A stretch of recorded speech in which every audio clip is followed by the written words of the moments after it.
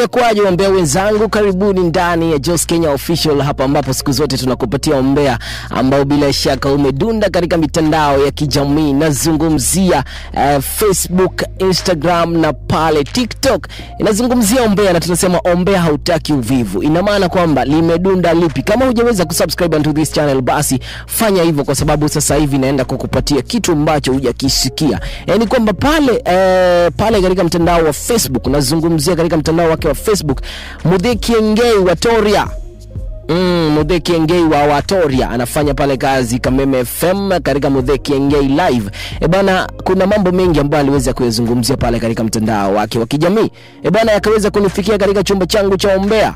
Na ninazungumzia, alifika pale katika mtandao wake wa Facebook akaweza kusema, any troll, fights or character assassination on social media always come with a target or a personal influence. Sometimes back from 2014 to 2017, around there I was trolled and roasted well on social media. And whoever posted me got 1 million likes and comments, and for it to work they used my marriage as a bait, and since it was trending it worked on them.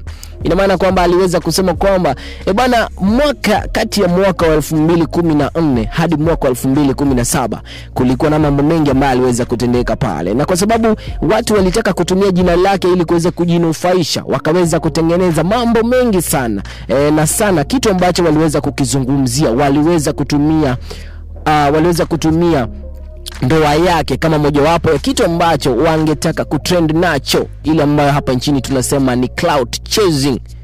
Pale Tanzania, nchi yetu jirani, wanasema kiki. Kule Uingereza nipe kwa comment section sijui wanasemaje. Later on after my storms, everything started revealing itself. Kiengei live media and its evident future was the target, and when the bloggers who couldn't get their dues, they decided to unmask, and up to today I'm still a friend to my competitors, na hawajui ninajua. Yani sisi wa in-laws, sisi anti ama manko wa in-laws, sisi ama walifanya kazi yao pale kwa mitandao. Mabloggers wakaweza kuunveil ama kureveal kitu ambacho kilikuwa behind Kiengei live media.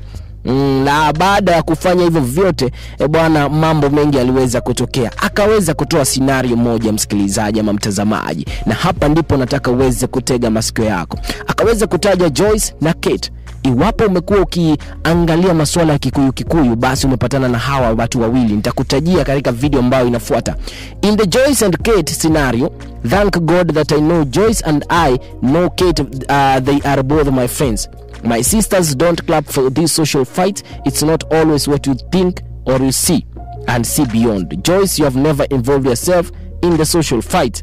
Kate, your cake business. Ina maana kwamba alikuwa anawazungumzia hawa Joyce and Kate. Nitakueleza kwa sababu kuliweza kuwa kunatokea masuala ya Kikuyu hapa, lakini katika video ambayo inafuata, kwa ajili ya urefu wa video hii, nitaweza kukuchapia. Lakini hayo ndio ambayo Muthee Kiengei aliweza pale kufika katika mtandao wake wa kijamii, akaweza kuyaandika. Akawa anasema kwamba alipata troll ya media sana hadi kafikia wakati akawa anahisi kugive up, lakini akazidi kusonga mbele. Nipe comment yako katika comment section wakati ninapojitayarisha kukuletea video inayofuata. Mimi ni Jos, hii ni Jos Kenya Official. Tutapatana kwa video ambayo inafuata.